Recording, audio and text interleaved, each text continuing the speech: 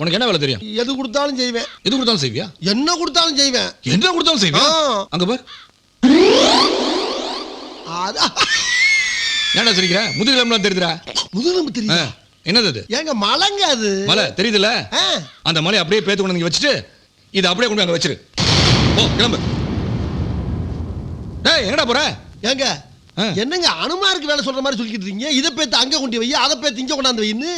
எனக்கு வேலை வேணாங்க சாமி. ஏன்டா உங்களை தட்டி கேட்க ஆளே கிடையாதா? இல்லங்க. கூட பிறந்தவனுங்க?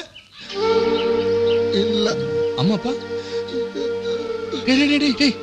அப்படி இல்லாத அனாதன் சாமி. ஒருவேளை சோத்து கூட வழி இல்லை.